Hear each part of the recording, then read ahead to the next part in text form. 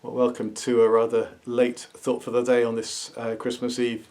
Hope you'll forgive me for being a bit late. It's going to be a long day. It's a bit hard to get going, get everything sorted out this morning, and then the phone went twice while I was trying to record it.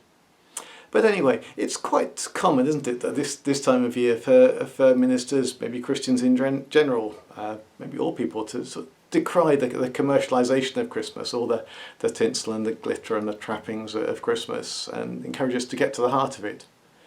So it was quite an encouragement this morning when I looked at the news and saw that Boris Johnson had preached a good sermon.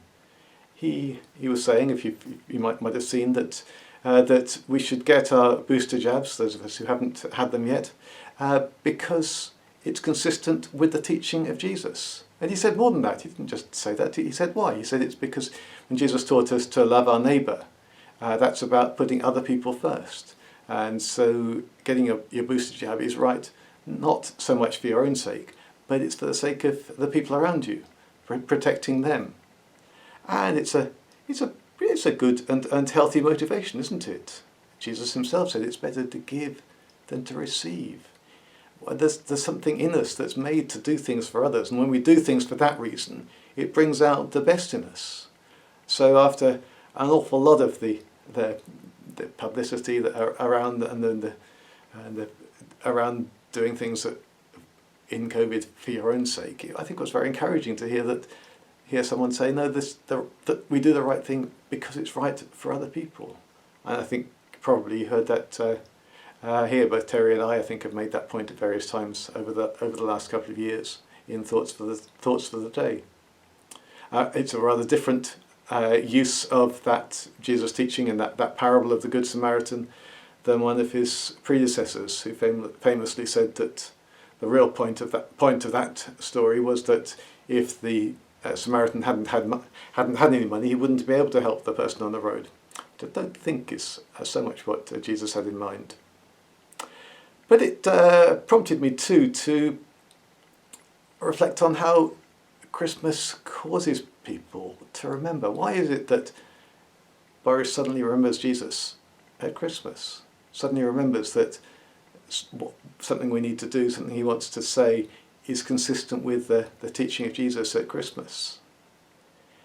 And I think maybe that's what Christmas can do for many of us. It reminds us.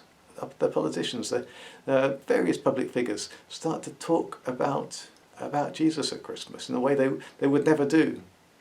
It might be commented to say that Jesus is for life, not just for Christmas, and maybe the aspects of Boris's lifestyle which are maybe less consistent with the teachings of Jesus. But I think in this case he's got it right, and it's interesting how Christmas causes us to remember.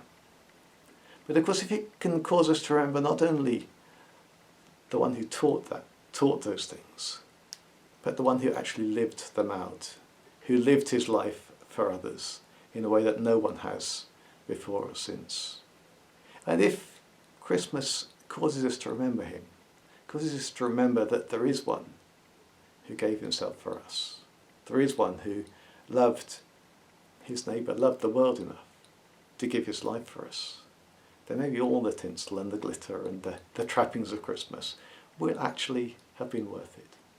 So may God bless you this Christmas, and we'll talk to you again probably in the new year. I don't think we're going to do Thoughts for the Day between Christmas and the new year this year, although maybe one or two if Terry and Derek are feeling motivated.